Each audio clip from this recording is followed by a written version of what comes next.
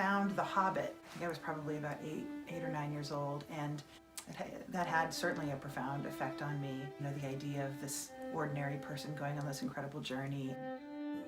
I actually went into college as an English major and was very interested in sort of utopian or apocalyptic Fahrenheit 451 and Herland and visions of the future.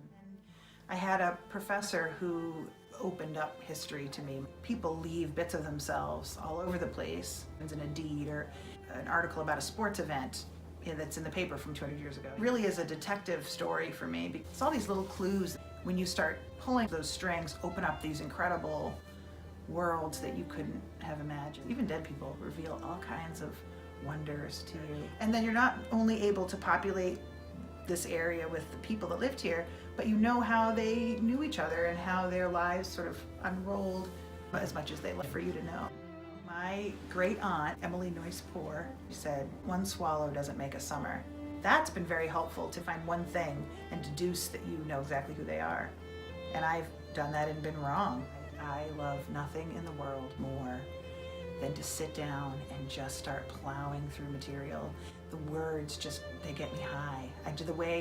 The way thoughts come together on paper is just so beautiful to me. It fulfills this creative urge that I have, which is a funny thing to say about nonfiction, but it really does. And it's incredibly inconvenient. I have 4 children, and I have a wonderful, active, husband. I have a wonderful, amazing group of friends. I have an incredibly busy job. I have a full, rich, noisy life. It is very, very hard to find a minute to sit down and really write, and I have to, or I get really out of whack. So that, to me, tells me that that's the thing for me.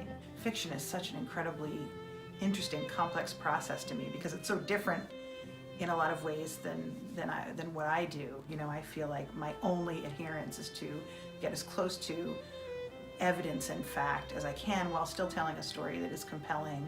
My experience has been greatly enriched, as most of ours are, as we go through our lives, and I feel like there's so much material there that has wonderful stories to tell that aren't necessarily appropriate for nonfiction or history, and I'd still love to tell them. So that's become actually something that I've really been trying to work on, is coming back to fiction.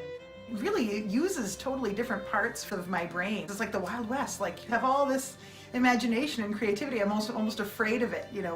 What lurks in the depths of my brain that would come out if I had the ability to write fiction? And I could say anything. What would I say?